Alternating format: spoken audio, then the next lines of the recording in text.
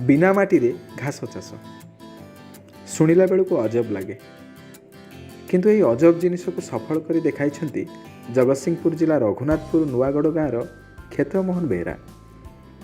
उच्च शिक्षित होई मध्य से चाकरी दिगरे मन बढ़ाई नाहांती। चाष प्रति भल पाइबा तांको टाणी आनिछि एही दिगकू। शेष से निजको चाष काम नियोजित करिसेंती। चाष करिवार एक भिन्न प्रयास को आपणैछंती, जहाद्वारा से एबे तांको अंचल रे खूब चर्चार परिसर को आसिछंती। आम ये क्षेत्र मन मामुक ये घास चाष देखी आम समस्त महिला यही चाष करी एथर उपकृत हबु बोली समस्ते स्थिर करिअछु। आ बिना माटी घास हबारु आउ समस्त गाई मानकर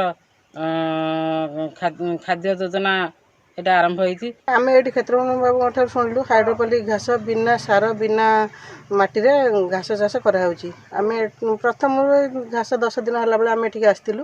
ଆଉ ଘାସ ନିୟମିତ ନେଇ ଏଠି 15 ଦିନ ହେବ ଗାଈକି ଖୁଆଉଛୁ। ଗାଈକି ଖୁଆଇବା ଦ୍ୱାରା ଆମର ଏତିକି ଉନ୍ନତି ହେଇଛି, ଗାଈର ଯେତିକି ମାନ ବୃଦ୍ଧି ହେଉଛି, ତାର ଘିଅ ପଏଣ୍ଟ ଛେନା ପଏଣ୍ଟ ବଢ଼ୁଛି। ଗାଈର କ୍ଷୀର ପରିମାଣ ଟିକେ ଯେତିକି ଗାଈ ଠାରୁ ଆମେ ପାଉଥିଲୁ ତାଠାରୁ ଟିକେ ଅଧିକ ହେଇଛି। एसबू हवा द्वारा आम कम खर्च यहाँ हो पार्जी से आम सब महिला मैंने यहाँ करने निष्पत्ति नहीं। क्षेत्रमोहन बेहरा बिना माटी रे करंती चाष काम। धान विहन उत्पादन सांगकू मका चाष घास चाष इत्यादि करिथांती। से चाष होइतिबा घास को पाख अंचल लोक माने नहीं थांती निज निज गाई गोरु को देबा पई।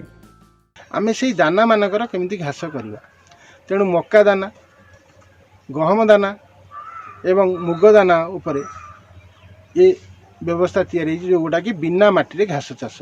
आज दिन में साधारण चाषीटी जो चोकड़ किणुची बर्तमान 2496 टंका दे कि किंतु यही जो व्यवस्था चाषीर खर्च होची मात्र 30 टंका एवं ता बदल सी पाउची 96 टंकार जिनिस जोटी कि 30 टंका है पाखापाखि सी 60 टंका पाखापाखि सी लाभ कर संभावना एथरे अच्छी। यही घास को जो गाई खाऊँ अति आग्रह सहित खाऊँ, तेणु मोर अनुरोध यहीटा को आम केमी ओडिशार मेक इन ओडिशार जदि आम स्टार्टअप पुरई पारिबा ताले एटा मध्य आगामी दिन में गोकुल रक्षा होगा सहित चाषीकूल रक्षा हो। यही चाष पद्धति खूब कम दाम रे होइथाय। मात्र 30 टंका खर्च रे 8 ରୁ 9 केजी घास उत्पादन हुए। तेणु यही चाष को विभिन्न स्वयं सहायक गोष्ठी धीरे धीरे आपणाउथिबा देखिबाको मिलुछि।